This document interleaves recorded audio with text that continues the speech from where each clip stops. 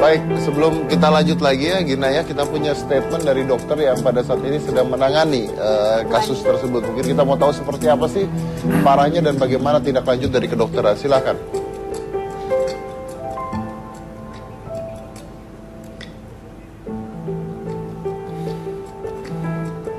Belum?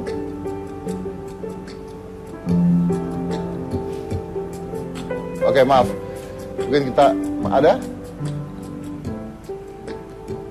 Ada? Oke, silakan. Avatar grade 2A, 2B. Berapa persen? Sekitar itu semua 70%. Meliputi wajah, leher, lengan kanan kiri, tangan kanan kiri, daerah dada, perut, dan punggung. Kondisi datang ke kita keadaan sepsis. Sepsis itu artinya dia infeksi yang tidak tertangani secara medis. Hasil laboratorium semuanya kondisinya tidak normal. Semua sistem kekebalan tubuh turun, fungsi-fungsi organ turun semua. Di mana luka bakar itu sangat jahat sekali. Untuk metabolisme kulit ya, untuk pengeluaran cairan kita keringat terganggu semua kulit itu. Nah, step sekarang kita perbaiki untuk fungsi-fungsi organ itu. Kemudian kita perbaiki luka di sini, setelah bagus, baru kita perbaiki yang kontrakturnya. 6 bulan ke depan lah, kontraktur yang bagian leher, ya, bagian kaki, bagian tangan tidak bisa gerak lagi. Akan diambil dari bagian kulit yang mana? Itu nanti kita lihat, ya. Yang sehat yang atas, apakah dari kaki atau femur, paha, atau dari perut. Baik, ternyata terjadi banyak gangguan di saluran-saluran pendengaran, pernafasan dan sebagainya, dan itu yang sekarang sedang diperbaiki. Setelah itu mungkin akan dikonstruksi wajahnya, mungkin diambil dari kulit-kulit tubuhnya yang lain. Iya. Seperti tadi saya katakan bahwa saya sebenarnya akan mengundang anaknya, karena anaknya ini adalah salah satu saksi mata yang melihat kejadiannya seperti apa. Tapi mohon maaf sekali, saya dan kami memutuskan untuk tidak menghadirkan anaknya di sini, karena kita tahu bahwa pembicaraan seperti ini lebih baik tidak ada anak di bawah umur. Karena saya sempat bicara di belakang dengan anaknya mengatakan pada saat itu dia yang menyiram air ke ibunya supaya padam apinya, dan ayahnya memang pada saat itu memang sangat amat galak dan tidak sayang katanya pada anak-anaknya. Banyak sekali ceritanya yang maaf sekali tidak mungkin kami tampilkan di acara Hitam Putih. Tapi kita sudah ada Ibu Neti di sini yang mungkin bisa mewakilkan juga ya, seperti apa sempat merawat selama 8 bulan pengobatan di rumah. Ibu ada di sana pada saat itu atau gimana, Bu?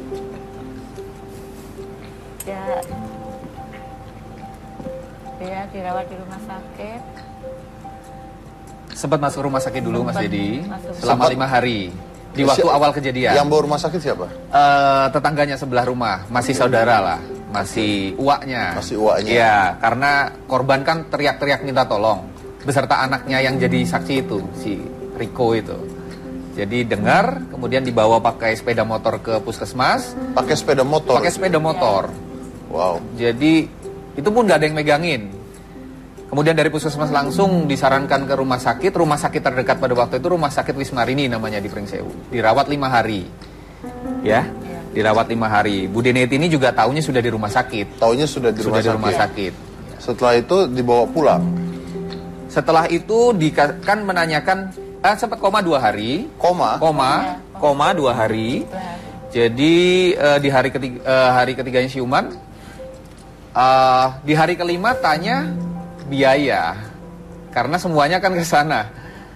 Ada 5 juta sekian, drop. Daripada 5 juta sekian nggak karuan, tanda tangan minta izin pulang. Walaupun rumah sakit belum mengizinkan. Jadi ya kondisinya memang biaya. Maaf, artinya berarti di sini tidak dirawat pada saat itu karena memang tidak ada biaya. Betul. Lah, mungkin ke Ibu Neti, suaminya kerja apa ya? Suaminya Ani.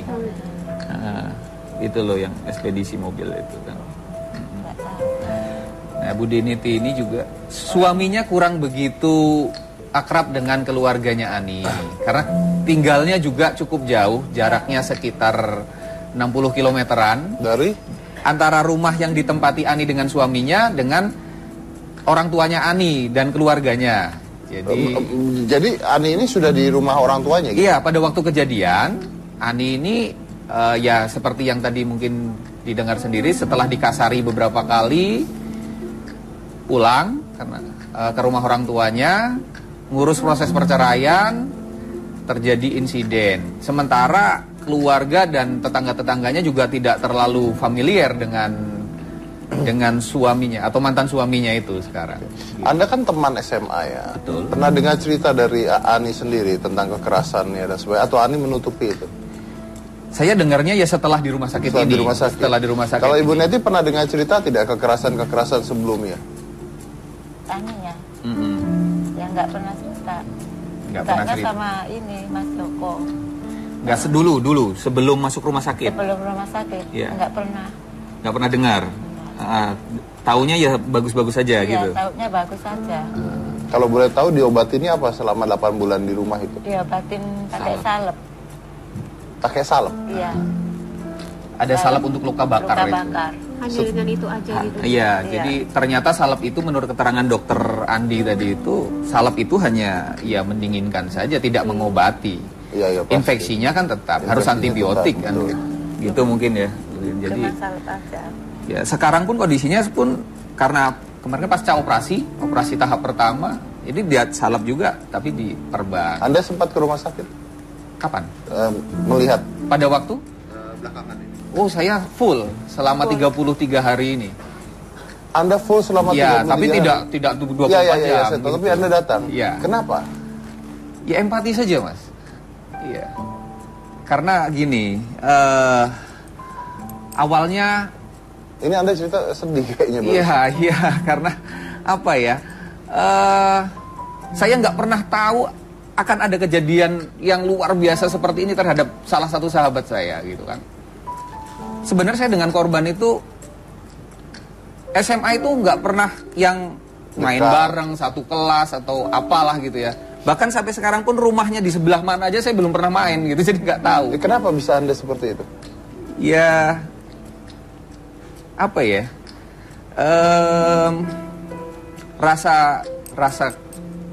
Rasa itulah, rasa kemanusiaan lah, rasa kepedulian saja, Mas. Terus gini, kalau dari sudut pandang agama yang saya yakini, saya Muslim, ketika kita berbuat kebaikan, maka akan ada ganjaran kebaikan-kebaikan berikutnya yang akan menghampiri kita, gitu kan. Apapun kebaikan itu, baik berbentuk sedekah lah, maupun perilaku kita, itu aja. Dan Anda menggalang dana, saya dengar. Iya, betul sekali. Saya beserta itu kawan-kawan yang hadir, ada mungkin itu segelintir ya, Mas, itu 9 orang yang memang... Boleh saya tahu kawan-kawannya Jadi Anda semua menggalang dana. Iya. Boleh tahu sampai berapa jumlah dana yang sudah terkumpul? Mungkin saya bisa bicara dengan salah satunya. Ini teman SMA semua atau gimana? Iya, teman SMA satu angkatan, satu lulusan ya. Oke. Sampai berapa terkumpul dana yang sudah ada? 50-an. 50 juta. Dan katanya saya dengar sempat ada yang sampai ngamen untuk dana, betul? Betul. Jadi dari alumni kita ada yang sampai ngamen, kemudian teman kita yang ada di luar negeri pun membantu menggalang dana. Dan alhamdulillah kontribusinya sangat besar gitu. Jadi kita yang di sini pun dari ke ibu-ibu arisan, pokoknya ke siapa saja, karena seperti yang disampaikan oleh ketua kita Bapak Sujoko, bahwa mari kita jangan malu, jangan berpikir negatif dulu. Siapapun kita ajak buat kebaikan, mau seberapapun, monggo, ayo kita bantu. Baik, oke, boleh saya tahu dibutuhkan berapa sebenarnya budgetnya? Kalau secara itu sih kayaknya kalau kemarin dihitung-hitung awalnya sekitar 200 jutaan, cuman kalau melihat dari kondisinya sekarang yang harus beberapa kali tahap, mungkin Pak Sujoko yang akan lebih tahu. Mungkin lebih dari itu ya, oke. Jadi awalnya saya nggak memperkirakan sebagian besar juga, Mas Yudi ya. Saya kira kondisinya ya nggak sampai dia nggak bisa bergerak karena kaki lengket lah dan sebagainya itu ya. Saya pikir yang penting korban bisa dibawa dulu ke rumah sakit karena nggak bisa makan, dapat infus dulu kan gitu kan. Infeksinya segera teratasi. Paling 50 jutaan deh gitu kan. Nggak taunya harus operasi sekian kali. Perkiraan estimasi awal sekitar 145.500.000 perkiraan dananya. Dengan biaya lain mungkin 200 jutaan lah ya. Operasional di rumah sakit dan lain sebagainya. Tapi lebih ternyata ya. Ternyata sampai dengan hari ke-31 kemarin itu sudah 63 juta. 63 juta. Nah, artinya kalau tadi menurut keterangan dokter Andi Siswandi yang menangani tadi spesialis bedah 6 bulan kan minimal. Kita kalikan saja. Oke, baik. Berarti sekitar 400 jutaan ya. Nah, artinya. Oke. Tapi mungkin kita juga akan membuka rekening bantuan nanti ya. Kita akan membuka rekening bantuan dan di hitam putih apabila Anda ingin membantu sukarela membantu, nanti di segmen 4 kita akan membuka rekening bantuan. Gerakan Sosial Save Ani. Ya, kita ada gerakan sosialnya juga dan ini saya hanya intermezzo saja bahwa kemarin itu saya memberitakan tentang seorang anak yang mengalami jantung bocor ya di Pacitan. Jantungnya bocor di Pacitan kalau Anda nonton hitam putih, dan saya meminta bantuan dari penonton hitam putih untuk memberikan sumbangan buat anak tersebut baru saja kemarin, dan alhamdulillah ya apapun itu, tapi acara hitam putih ini kemarin berhasil membantu semua biaya pengobatannya yang mana membutuhkan 100 juta lebih, tapi terkumpul 230 juta untuk anak tersebut. Jadi mudah-mudahan anak tersebut bisa terbantu ya. Karena kita yakin bahwa penonton-penonton acara ini adalah penonton-penonton yang memang mau membantu. Dan kalau Anda melihat kondisinya Ibu Ani, dibutuhkan biaya yang luar biasa untuk rekonstruksi dan sebagainya. Tapi saya yakin pasti bisa terbantu. Amin. Nah, saya dengar pada saat dibawa ke rumah sakit itu dalam keadaan busuk. Betul sekali. Jadi ceritanya begini kronologisnya. Saya dengar cerita dari kawan bahwa korban ini sudah pasrah. Karena dia ketika ditelepon dia jawab, saya ini sudah lelah. Artinya dalam tanda kutip saya nganggap, waduh sudah semangatnya sudah nggak ada nih kan gitu. Akhirnya kita utus yang kawan-kawan yang wanita untuk menggugah lagi semangatnya. Mengingat dia masih punya anak. Kemudian aslinya kan dia memang tulang punggung keluarga yang saya dengarkan. Karena dia kan sempat TKI juga selama 2 tahun untuk menghidupi ibu dan adik-adiknya. Berarti bisa saya simpulkan bahwa dari keluarga tidak mampu? Iya, kurang keluarga lebihnya tidak begitu. mampu. Karena saya dengar katanya di rumah cuma dialaskan daun pisang saja tidurnya. Ya bukan. Daun pisang itu supaya tidak lengket. Oh, supaya tidak lengket. Supaya tidak lengket. Bahkan ketika di rumah sakit pun saya masih beberapa kali mencarikan daun pisang itu. Supaya tidak lengket supaya tidak lengket itu. Karena ketika dibawa ke rumah sakit, tadinya sih mau ke rumah sakit terdekat di Kabupaten Pringsewu-nya. Tapi ternyata setelah korban mau nih ya, tinggal 13 malam itu mau. Akhirnya tanggal 13 malam itu kita ya kelabakan lah, kita cari ambulan, cari apa ini segala macam, pesan kamar. Sampai di rumah sakit Mitra Husada Pringsewu, ternyata menurut dokter yang jaga pada waktu itu, ini kondisinya sudah sangat parah, sehingganya harus dirujuk ke rumah sakit yang lebih bisa menangani. Oke, maaf saya harus potong. Tapi setahu saya bahwa mantan suaminya sampai detik ini belum tertangkap ya? Betul. Oke, kita memiliki foto dari suaminya. Ini adalah namanya kalau tidak salah Lambertus Ujang. Ada satu foto suaminya yang beredar di mana-mana. Mungkin bisa kita kasih lihat juga ya. Ini adalah foto suami dengan anaknya. Kalau saya lihat dari fotonya kok kelihatannya baik ya. Kelihatannya tidak mungkin melakukan hal seperti itu gitu ya. Ada yang kenal tidak dengan suaminya sebelum ini? Ada yang pernah tahu? Beberapa kawan-kawan kayaknya waktu ada acara boleh saya bicara? Reuni ya. Anda kenal dengan suaminya? Kenalan iya. Tapi hanya sebatas kenal aja, kenalin suami Ani gitu aja. Hanya sebatas kenal pada saat acara. acara reuni SMA. Acara reuni SMA? Iya. Dan pada saat Anda kenal dengan suaminya, terlihatnya seperti apa? Baik kah? Sekilas sih baik ya. Hanya sempat nanya ngobrol suaminya Ani tinggal di mana, udah gitu aja. Nggak ngobrol panjang lebar. Berarti bisa kita katakan bahwa ya ini tidak bisa menilai orang dari sosok depannya ya. Karena kalau dilihat sosoknya baik ya. sosoknya baik, betul ya. Penuh wibawa. Ya. Wow. Oke. Ya itulah dia menariknya. Makanya tadi juga saya tanya, apakah ini sudah terjadi dari masa pacaran apa tidak? Ternyata tidak. Ternyata ini terjadi pada saat mereka menikah dan hal itu terjadi. Pada saat pacaran katanya tidak, sama sekali tidak gitu ya. Makanya secara psikologi orang bisa berubah. Sebenarnya bukan berubah gitu. Saya tidak percaya ketika orang itu berubah. Tapi saya percaya ketika masih berpacaran mungkin semua ditutup-tutupi ya.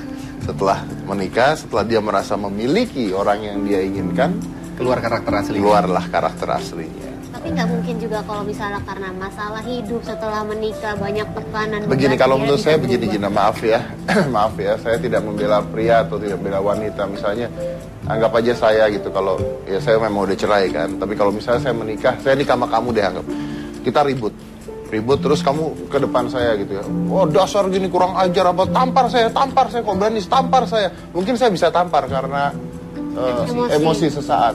Tapi kalau membakar dengan memberikan bensin itu kan apa ya, bukan emosi ya, itu sudah ada perencanaan gitu.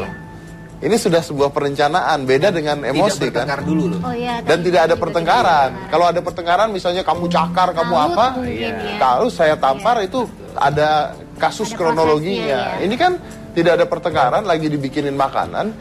Artinya dia sudah membawa bensin ke rumah tersebut. Terencana. Sudah terencana, kasusnya sudah terencana. Beda sekali dengan keributan yang terjadi di rumah. Menurut saya ya, maaf kalau saya salah gitu. Nah sekarang anak-anaknya bagaimana? Sekolahnya gimana?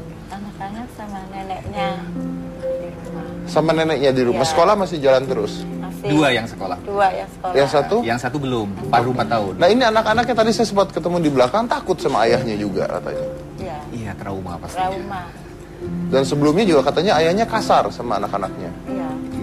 Kasar, betul kasar itu. itu. Anak-anaknya ngomong katanya kasar. Kalau saya tadi sepanjang jalan tadi sempat ada ngobrol dengan Riko, anaknya ini yang ini, dia sempat sampai dipukul pakai tongkat kayu. Menurut anaknya. Jadi saya nggak ngebayangin tuh kalau memukul pakai tongkat kayu kan. Kalau pakai apa sendal jepit gitu mungkin masih inilah ya. Mungkin dia latihan kungfu gitu. Oh juga. Salah target. Jadi ya. itu salah target. Sepanjang dari airport tadi ke mari kan ada obrolan-obrolan. Jadi dia cerita dia pukul pakai tongkat kayu. Jadi ya gitulah. Jadi mungkin naluri seorang ibu untuk melindungi diri dan anak-anaknya, dia pergi dari rumah. Kalau begitu saya tanya Anda, ini pribadi aja. Kalau terjadi seperti itu, pembakaran lah dan sebagainya, manusia atau binatang itu ya? Golongan apa ya? Iya. Disitulah harus empati itu muncul. Karena kejadiannya luar biasa, kondisi 8 bulan tidak terobati atau tidak tertangani medis itu juga luar biasa. Lebih sulit akhirnya ya? Akhirnya, kalau menurut dokter sih, kalau ini dulu ditangani langsung, tidak akan seperti ini jadiannya. Ya, misal kaki yang lengket, kebakar dengan terbakar, harusnya bisa dipisahkan. Begitu dia didekatkan satu sama lain, merekat, ya sudah lengket seperti lem, kan gitu. Iya. Nah, gitu. Tapi dilematis juga, ketika diluruskan cerita korban, lututnya kan parah kondisinya, keluar darah, jadi nggak bisa, mau nggak mau lah kondisi itu harus dialami. Baik. Wow, ini cerita yang luar biasa menyeramkan ya, lebih seram dari film horor ini. Tapi kita juga ada seorang bintang tamu lagi. Ini adalah Saskia. Saskia ini adalah seorang DJ dan penyanyi dangdut yang juga pernah mengalami KDRT sebenarnya, dan katanya juga parah juga pada saat itu. Tapi akhirnya kembali dengan suaminya. Kembali. Dan setahu saya suaminya pun kita undang ke sini setelah yang satu ini.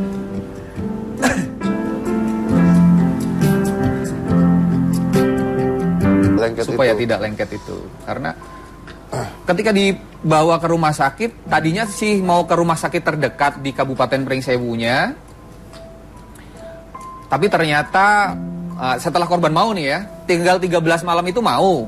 Akhirnya tanggal 13 malam itu kita ya kelabakan lah, kita cari ambulan, cari apa ini segala macam, pesan kamar. Sampai di rumah sakit Mitra Husada Pringsewu, ternyata menurut dokter yang jaga pada waktu itu, ini kondisinya sudah amat sangat parah, sehingganya harus dirujuk ke rumah sakit yang lebih bisa menangani. Oke, maaf saya harus potong. Tapi setahu saya bahwa mantan suaminya sampai detik ini belum tertangkap ya? Betul. Oke, kita memiliki foto dari suaminya. Ini adalah namanya kalau tidak salah Lambertus Ujang. Ada satu foto suaminya yang beredar di mana-mana. Mungkin bisa kita kasih lihat juga ya. Ini adalah foto suami dengan anaknya. Kalau saya lihat dari fotonya kok kelihatannya baik ya. Kelihatannya tidak mungkin melakukan hal seperti itu gitu ya. Ada yang kenal tidak dengan suaminya sebelum ini? Ada yang pernah tahu? Beberapa kawan-kawan kayaknya waktu ada acara apa? Boleh saya bicara? Reuni ya. Anda kenal dengan suaminya? Kenalan iya. Tapi hanya sebatas kenal aja, kenalin suami. Seperti yang tadi mungkin didengar sendiri, setelah dikasari beberapa kali, pulang karena ke rumah orang tuanya, ngurus proses perceraian, terjadi insiden. Sementara keluarga dan tetangga-tetangganya juga tidak terlalu familiar dengan suaminya atau mantan suaminya itu sekarang. Anda kan teman SMA ya. Betul. Pernah dengar cerita dari Ani sendiri tentang kekerasannya dan sebagainya, atau Ani menutupi itu? Saya dengarnya ya setelah di rumah sakit ini. Setelah di rumah sakit. Kalau Ibu Neti pernah dengar cerita tidak kekerasan sebelumnya? Ani ya. Yang nggak pernah cerita. Nggak pernah cerita sama ini Mas Joko. Nggak dulu sebelum masuk rumah sakit. Sebelum rumah sakit. Ya. Nggak pernah. Nggak pernah dengar. Taunya ya bagus-bagus saja gitu. Iya, taunya bagus saja. Kalau boleh tahu diobatinnya apa selama 8 bulan di rumah itu? Diobatin pakai salep. Pakai salep? Iya. Ada salep untuk luka bakar. Luka bakar. Hanya dengan itu aja gitu. Iya, jadi ternyata salep itu menurut keterangan dokter Andi tadi itu, salep itu hanya ya mendinginkan saja, tidak mengobati. Iya, infeksinya kan tetap harus antibiotik kan. Gitu mungkin ya. Jadi cuma salep aja.